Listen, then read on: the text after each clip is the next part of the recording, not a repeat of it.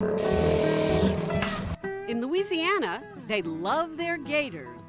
Here, even here, or in another twist, here. Because Louisiana needs a senator that will stand up to the career politicians and the alligators. No doubt about it, Louisiana politics is only for the thick-skinned. And this election season, it's getting really rough. He was 8 feet long and 240 pounds. Because of this man, Rob Maness. I get that you're that gator guy all the time. Some said it was a stunt, and you could look at it that way from a cynical perspective, but it was a very good way to communicate effectively visually with the people of Louisiana.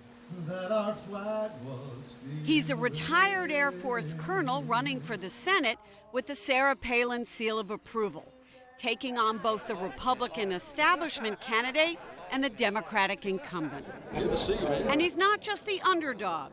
His long-shot bid could keep the entire country guessing about who controls the Senate, thanks to Louisiana's quirky election rules.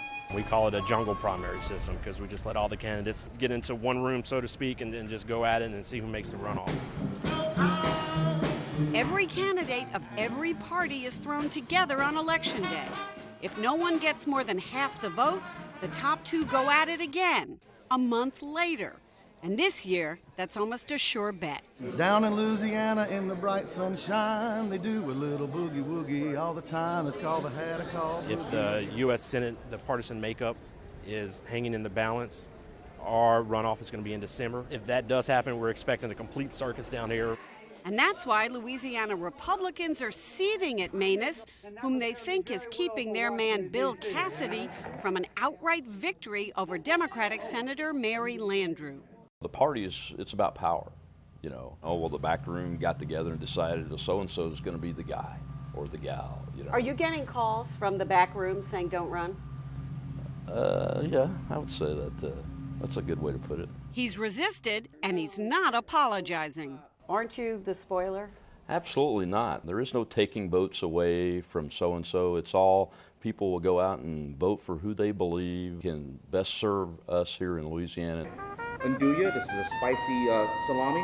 Chef Isaac Toop's family has lived in Louisiana for 5 generations. I am not Anthony Bourdain. It's okay. I'm not Emeril Lagasse. That's gorgeous. Absolutely. Gorgeous.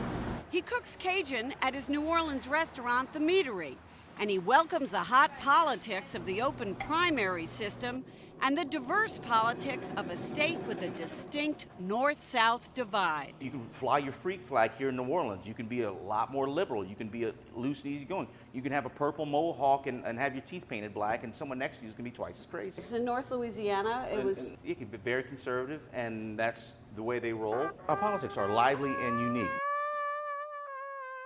But this year, not that unique. In the key states of North Carolina and Alaska, third-party candidates could throw the race. And in Georgia, a libertarian could send that race into a runoff in January, 1 month later than Louisiana. It's a nightmare for the establishment, but for Maness, it's the American dream. I believe that this is the United States of America and the voters should get the choice.